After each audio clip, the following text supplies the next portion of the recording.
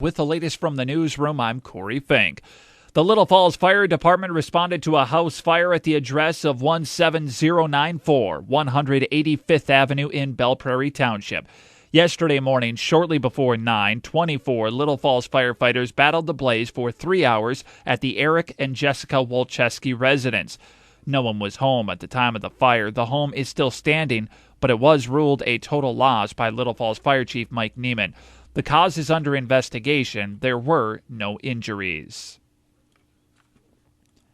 Around 8:10 yesterday morning, authorities responded to a head-on crash in Crow Wing County. 24-year-old Mary Kujava of Nisswa and her 4-year-old daughter were traveling south on County Road 3 and struck head-on by a truck driven by 39-year-old Vaughn Gentry of Barnesville, who crossed the center line. Kujava was airlifted from the scene to North Memorial Medical Center in Robbinsdale with serious injuries. Kujava's 4-year-old daughter was taken to Essentia Health St. Joseph's Medical Center, later transferred to North Memorial Medical Center with serious injuries. Gentry was taken to and is currently hospitalized with non-life-threatening injuries at Essentia Health St. Joseph's Medical Center. It's believed that road conditions played a role in this crash. One of the two Brainerd men who were charged in connection with the January 4th double shooting on the 800 block of Juniper Street in Brainerd appeared in court this morning.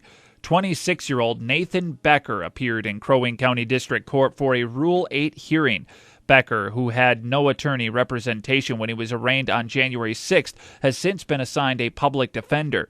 The state filed a request to get a blood sample from Becker for his DNA. The public defender asked the court if they could wait until the next hearing for the sample, as the public defender's office had just been assigned to the case.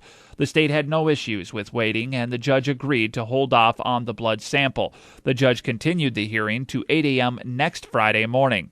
Becker and 23-year-old Tyler Cronquist were each charged in the double shooting where two victims, Joseph Kroll and Chelsea Crawford of Brainerd, were shot in the head at an apartment at the Juniper Street address. Kroll died as a result of the gunshot wound to the head. Crawford, who also suffered a gunshot to the head, was in stable condition at North Memorial after undergoing surgery for her injuries. Cronquist was charged with second-degree murder with intent but not premeditation, attempted second-degree murder with intent, first-degree assault to cause great bodily harm, and second-degree assault with a dangerous weapon. Becker, the one who appeared in court today, was charged with aiding and abetting Cronquist on all 4 counts. St. Otto's Care Center is restricting visitors at this time. They've also announced they will not be having church services until later notice, as they have confirmed cases of influenza A. 4 men pleaded guilty to a 2013 deer poaching case and had their hunting privileges revoked following an investigation by the Minnesota DNR. Jacob Sandberg of Crystal, Nathan Lindgren, and Zachary Pike, both of McGregor, pleaded guilty to various gross misdemeanors and misdemeanor hunting charges. Taylor Bussey of McGregor will pay joint restitution costs for the 3 does and 1 buck poached by McGregor.